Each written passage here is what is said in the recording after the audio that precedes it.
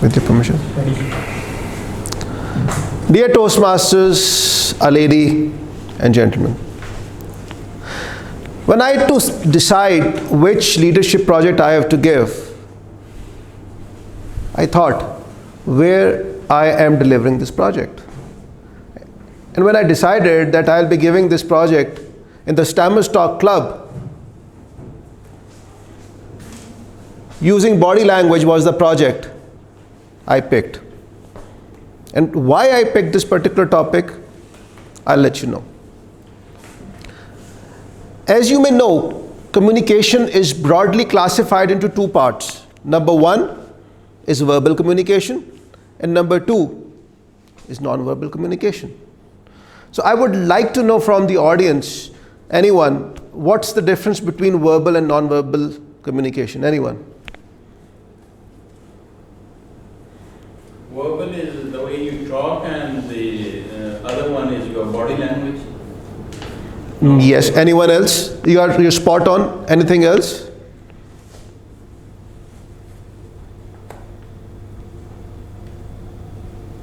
Whatever is said in the form of words is verbal. Yeah. All else, everything else is non-verbal. Yeah, you're right. So let me explain. So in non-verbal body language, as you stated, and your tone of voice, the way you play around with your voice, that is also a part of your non-verbal communication.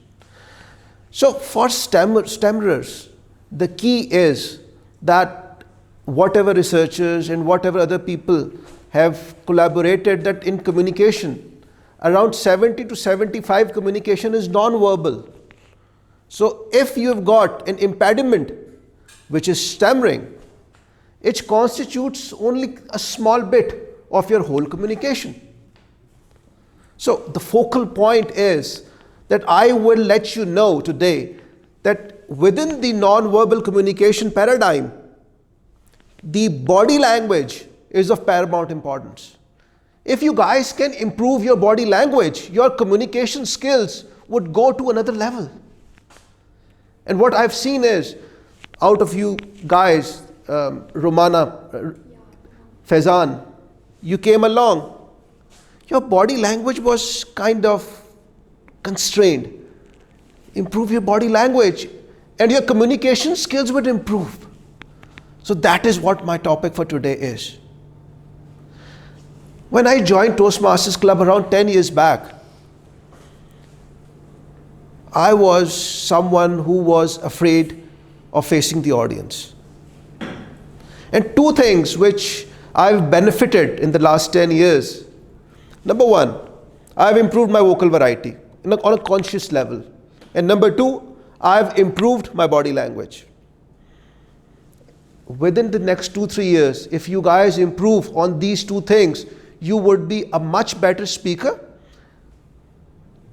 Your anxiety level would be greatly reduced. Your confidence level would be sky high. So that is what the objective of my speech here today is. Once I was here, I was listening to DTM Atif. And when he came to the podium, I just observed certain thing. He came, his hand gestures were like this, open.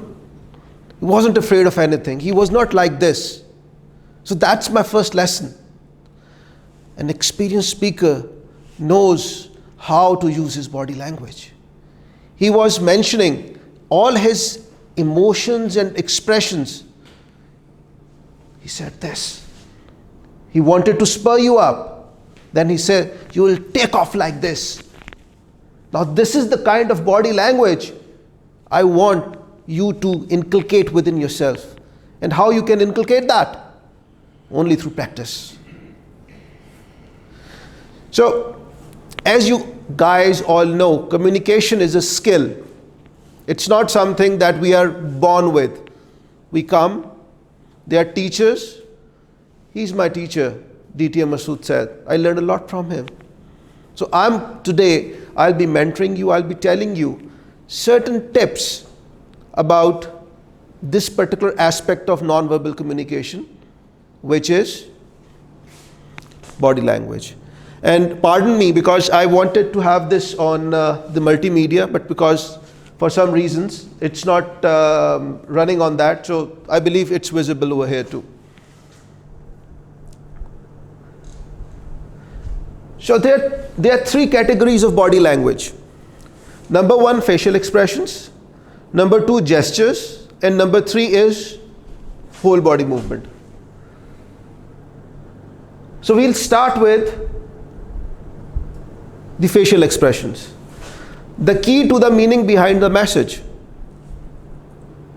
For example, whenever you are speaking something, if you are speaking something which is humorous, so your facial expressions should state and express those feelings. If, for example, you need to say something where you are kind of motivating people, there has to be a smile.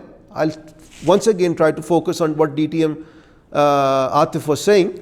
Whenever he was communicating with you guys, he had a smile at his face. So whatever he was saying was complimenting. It was not something that he was saying something else and his body, his facial expression were totally different. If you are saying something which is, for example, you are coming up with a condolence that okay, and the guy wasn't feeling well, and you're saying the guy wasn't feeling well, it won't gel in. So you have to practice it, and the guy wasn't feeling well. So that would complement the message. That would improve the overall message of your speech, whatever you're trying to say.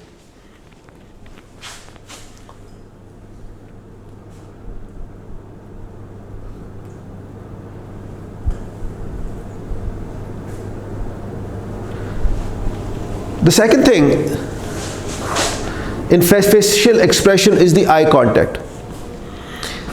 And whatever I've seen during my time within the Toastmaster is that eye contact is something which even within the experienced speakers, I have seen this lack of comprehension about eye contact.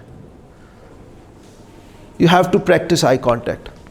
For example, what happens is when I'm communicating with you guys, I'm also thinking what I have to state. So what people do is when they are thinking, they say, and what will they start looking here and there. But when you are speaking, even if you are thinking, you just you just change your area. You are thinking, but you are still using your eye contact with one of the person. And it's a conscious thing that you need to ensure that your eye contact is with every person within the audience. And let me assure you, it doesn't come in one day. It will take you guys not months, but years to practice it. So even today, for you Faizan, you did a role play today. I believe you have taken the first step in the journey is the most difficult, and you have taken that. So I believe you need to be complimented, because all the guys who are sitting here, you guys are warriors. Coming up and facing and coming out of your comfort zone, facing the audience and just breaking the impediments. I believe there are very few people in our society who have got the capacity to break the barriers. So the eye contact is something which is fundamental. Whenever you are communicating, practice eye contact. I would be repeating the word practice over and over again. So, whenever you're speaking, eye contact, give the impression of personal contact to everyone in the audience. Because what does the eye contact do? It gives that I'm not speaking about myself. I'm not speaking to one guy. I'm speaking to every one of you. So if I'm just looking at one person and out of 70-80% I'm just looking, everyone else will think, look, Mustafa is only talking to a certain segment of the society or the particular segment of a particular audience. So, which is not the right way to give the speech.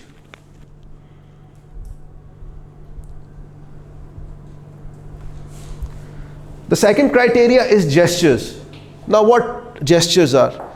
Essentially 90% of the gesture is your hand movements.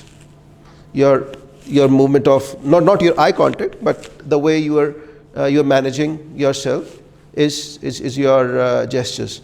Now, gestures can be broken down into three categories. The first is conventional gestures, which are symbol for words. For example, within my speech, I would be saying, Allah is one. So this is something that I would mix with my speech to improve my body language in my speech. I would say, if I'm a politician, I would say, People's Party, roti, kapda, makan. So this is something which I would state in terms of a conventional gesture for symbol of words. Then it is descriptive, describing the idea. Anyone, I would like you to, what do you think describing the idea might mean? Can anyone give me an example of a gesture where by hand you are describing something? Big one. A big one. Yeah? Large. It was just that small. I gave us a speech a few days back. I said, we have to compartmentalize our thought process. Whenever you are coming to the podium, just think about the sentences which you'd be going to state over the podium and come up and practice these things before you come to the podium. And the third one is emotional gestures. Coming back to the audience, give me some, what could be an emotional gestures? Wow. Yeah. Wow, what a speech. I would be willing from you guys, any other emotional gesture? And let me give. For example, if you are encountered with something, just show it in your speech. Then the whole body movement. The way you are speaking, the way you have to be open in front of the audience. You should not be constrained like this. You should not be like this. It will take time to grasp these things, but you should know that when you are facing the audience, whether there are people who are nervous and they are moving like this during the speech. You should move during the speech, but your movement should not be involuntary. Your movement should be controlled. If you are moving, you should know you are moving. And your moving has to be in sync with your whole speech. So this is what the whole body movement elaborates. One of the most important thing is practice. The good speakers, when they come and speak very well, you might say they are a very good speaker, but the best speaker, they practice 10 to 12 times before they come to the podium and speak to you. So practice is something which is very important, and it is very important not only for giving a good speech, but also to practice your body language. You can practice in front of the mirror, you can practice with video recording, you can practice in front of the family and friends. Okay. Before I conclude, I want to do an exercise. I need a volunteer. Romana, can you come?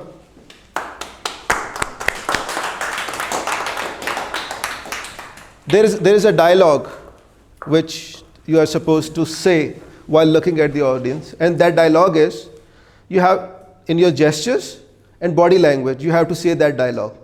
And the dialogue is, yes, I can do it. Yes, I can do it. Please, another one. Faizan, if you can come. Same thing. Yes, I can do it.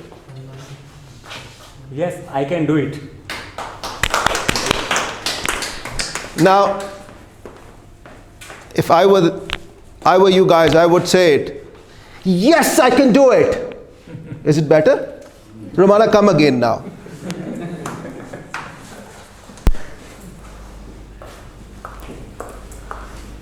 Yeah. Yeah, that's the part of the training. That's what Toastmaster is. Okay. आपकी तरह तो I can't do. Try to improve whatever you have done, because the earlier you came, it was your body language was not there. There was not जोशो वलवले की कमी थी. Okay. Yes, I can do it. Yes.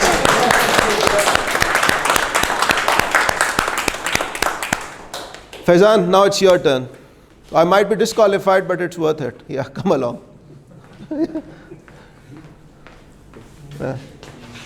Yes, I can do it. Yes.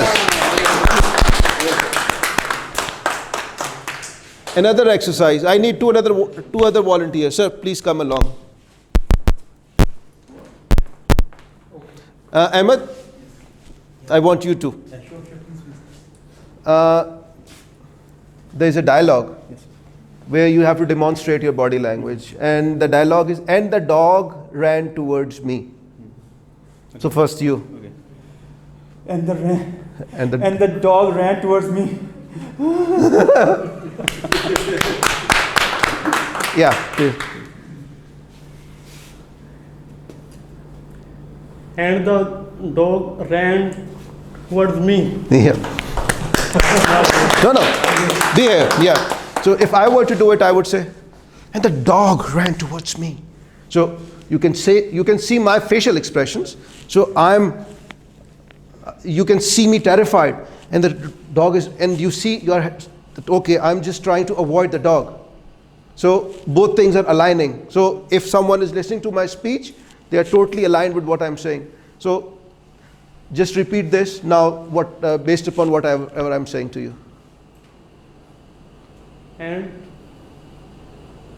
And the dog ran towards me. The dog ran towards me. Great! Sir, please.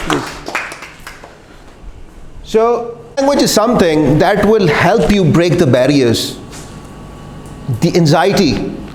Once you come to the stage and express yourself, the people who are fearful speakers, they are constrained, and the people who are not afraid of anything, their body language is the most prominent. So I would like to close this particular session by stating that the language of body is the key that can unlock the soul. Thank you, ladies and gentlemen.